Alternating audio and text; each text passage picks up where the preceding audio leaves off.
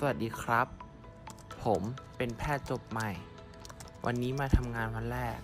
รู้สึกตื่นเต้นมากเลยครับเอาล่ะเราไปดูคนไข้คนแรกกันดีกว่า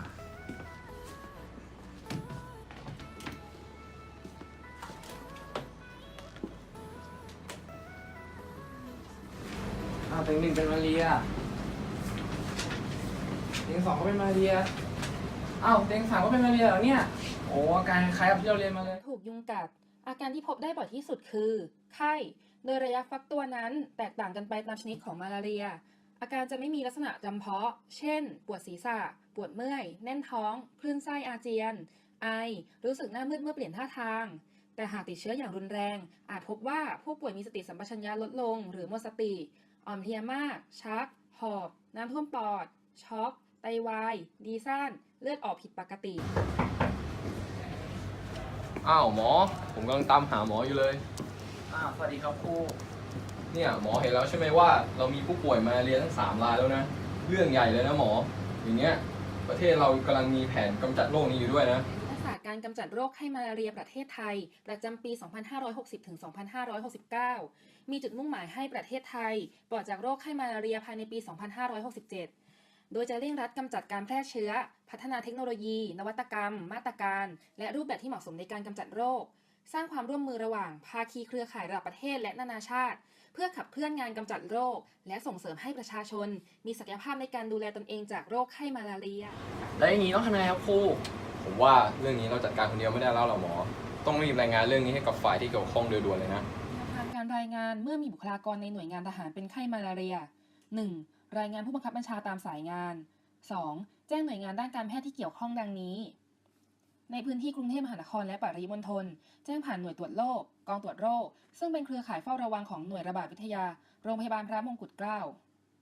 หน่วยต่างๆที่อยู่ต่างจังหวัดให้แจ้งไปยังโรงพยาบาลของกองทัพที่รับผิดชอบพื้นที่นั้นๆจะมีฝ่ายเวชกรรมป้องกันเป็นผู้รับแจ้งเหตุและตรวจสอบการระบาดหลังจากนั้นระดับโรงพยาบาลส่งข้อมูลเข้าสู่กองส่งเสริมสุขภาพและเวชกรรมป้องกันกรมแพทย์ทหารบกเป็นผู้รวบรวมข้อมูลในระดับทหารบกและในกรณีที่ผู้เสียชีวิตจากโรคไข้มาลาเรียจะมีทีมสอบสวนโรคเคลื่อนที่เร็ว SRRT เดินทางเข้าไปในพื้นที่เพื่อยืนยันที่อยู่จริงของผู้ป่วยค้นหาผู้ติดเชื้อรายใหม่การค้นหาแหล่งรังโรคขอบเขตการระบาดเพื่อนำมาเป็นแนวทางในการวางแผนป้องกันควบคุมและเฝ้าระวังโรคสำหรับผู้เจ็บป่วยจะได้รับการรักษาโดยใช้ยารักษาประคับประคองอาการกรณีอาการรุนแรงแล้วต่อจากนี้เราจะทำการป้องกันยังไงดีครับหมอง่ายมากครับครูก็แค่ทำตามนี้ 1. การป้องกันไม่ให้แมลงพาหะกัดทำได้โดยนอนในมุ้งที่สภาพดีไม่มีรูขาดไม่เสียหายใส่เสื้อแขนยาวกางเกงขายาวหลีกเลี่ยงสีดำเนื่องจากดึงดูดยุงใช้เพอร์เมทรินที่มีคุณสมบัติทั้งไล่ยุงและกำจัดยุงในการชุบเสื้อผ้าทารองเท้าชุบมุ้งใช้ยาทากันยุงกัดทาบริเวณสำคัญได้แก่แขนขาใบหูหลังคอและส่วนที่อยู่นอกเสื้อผ้าการใช้ยาจุดกันยุงช่วยไล่ไม่ให้ยุงเข้ามาในบริเวณหวังผลและฆ่ายุงได้แต่ต้องระวังระคายเคืองการใช้ตะข่ายกันยุงกัดหรือใช้มุ้งลวดสามารถปิดกั้นช่องที่ยุงลอดผ่านเน้นป้องกันที่ประตูหน้าต่าง 2. กำจัดแหล่งแพร่พันธุ์แมลงและกำจัดแมลงพาหะใช้วิธีพ่นเดลต้าเมทริน 5% WDP ซึ่งเป็นยาพ่นชนิดผงละลายน้ำพ่นในฐานและรอบๆฐานทหารเพื่อทำลายยุงก้นปล่องระยะตัวเต็มวัยและระยะลูกน้ำโดยมีฤทธิ์ตกค้างเพียงพอที่จะป้องกันยุงก้นปล่องได้ประมาณ 3-4 เดือนขึ้นอยู่กับการถูกช้าล้างทิ้งไปโดยฝนที่ตกลงมาโดยพ่นเคมีก่อนฤดูกาลแพร่เชื้อ1เดือนและพ่นทันทีสำหรับพื้นที่ซึ่งไม่มีการแพร่เชื้อที่พบว่ากลับมีการแพร่เชื้ออีกเพื่อนกำลังจะไปออกหน่วยเหรอรู้ใช่ไหมช่วงนี้มาเรียกำลังระบาดเตรียมอุปกรณ์ป้องกันไปครบหรือยังล่ะใช่ก็เตรียมตอนนี้ก็เตรียมอยู่แหละนี่ก็เอาไปประมาณนี้เนาะอุปกรณ์ช่วยป้องกันในการออกภาคสนามได้แก่เครื่องแบบชุบน้ำยากันยุงไพริตรินโคตติ้งสเปรย์น้ำยากันยุงชนิดฉีดพ่นเสื้อผ้าเพอร์เมทรินยูนิฟอร์มสเปรย์เครื่องฉีดพ่นยาไล่ยุงไพริตรินสโมกกิ้งมุ้งชุบน้ำยากันยุงเฮ้ยเดี๋ยวก่อนนะอย่าลืมชุดตรวจมาลาเรียและยารักษาโรคไปด้วยนะเฮ้ยขอบใจมากเดี๋ยวเรียนไปเลยเนี่ยหมอครับขออนุญาตรายงานครับมีพลทหาร2 นายมีไข้สูงคาดว่าจะเป็นไข้มาลาเรียที่กำลังระบาดในบริเวณนี้ครับนาย10ไม่ต้องเป็นห่วงเลยนะนี่ผมจัดมันเป็นชุดเรียบร้อยแล้ว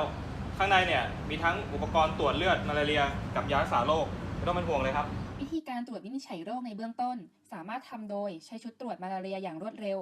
Malaria Rapid Diagnostic Test โดยการเจาะเลือดปลายนิ้วใส่ชุดตรวจสำเร็จรูป แต่อย่างไรก็ตาม ควรมีการตรวจยืนยันด้วยวิธีมาตรฐาน โดยใช้กล้องจุลทรรศน์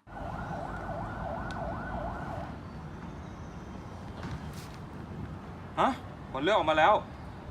นี่เป็นไข้มาลาเรียแล้วเนี่ย ต้องรีบให้การรักษาแล้วล่ะ อันดับแรกเราต้องดูว่าผู้ป่วยเป็นมาลาเรียชนิดฟอลซิพารัมหรือไวแวกหากเป็นมาลาเรียชนิดฟอลซิพารัมวันแรกให้กินยาอาร์ติโซเนตขนาด 50 มิลลิกรัม 4 เม็ด ร่วมกับยาเมฟโฟควินขนาด 25 มิลลิกรัม 3 เม็ด วันที่ 2 ให้กินยาอาร์ติโซเนตขนาด 50 มิลลิกรัม 4 เม็ด ร่วมกับยาเมฟโฟควินขนาด 25 มิลลิกรัม 2 เม็ด วันที่ 3 ให้กินยาอาร์ติโซเนตขนาด 50 มิลลิกรัม 4 เม็ด ร่วมกับยาไพรมาควีนขนาด 15 มิลลิกรัม 2 เม็ด ถ้าเป็นมาลาเรียไวแวกวันแรกให้กินยาคลอโรควีนขนาด 250 มิลลิกรัม 2 เม็ดหลังอาหาร หลังจากนั้นอีก 4-6 ชั่วโมงให้กินยาคลอโรควีนขนาด 250 มิลลิกรัมอีก 2 เม็ดหลังอาหาร หลังจากนั้นอีก 4-6 ชั่วโมงให้กินยาคลอโรควีนขนาด 250 มิลลิกรัมอีก 2 เม็ดหลังอาหาร ร่วมกับยาไพรมาควีนขนาด 15 มิลลิกรัม 1 เม็ด วันที่ 2 ถึงวันที่ 3 ให้กินยาคลอโรควีนขนาด 250 มิลลิกรัมวันละ 2 เม็ด ร่วมกับยาไพรมาควีนขนาด 15 มิลลิกรัมวันละ 1 เม็ด วันที่ 4 ถึงวันที่ 14 ให้กินยาไพรมาควีนขนาด 15 มิลลิกรัมวันละ 1 เม็ด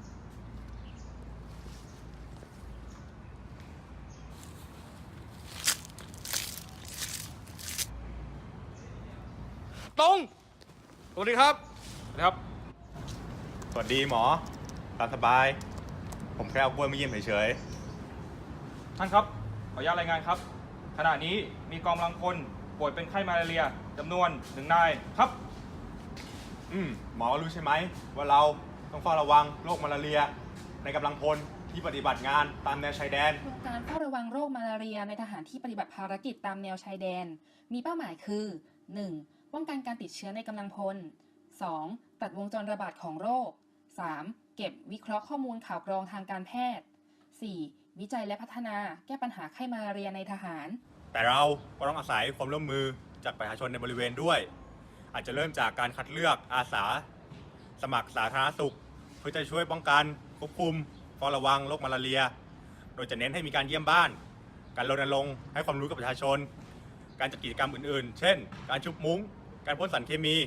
รวมถึงการเน้นย้ำให้ผู้ป่วยกินยาครบทุกวัน และไปตรวจตามนัดของแพทย์อย่างสม่ำเสมอ เอาล่ะเพียงเท่านี้ค่ายของเราก็ปราศจากโรคมาลาเรียแล้ว ตอบ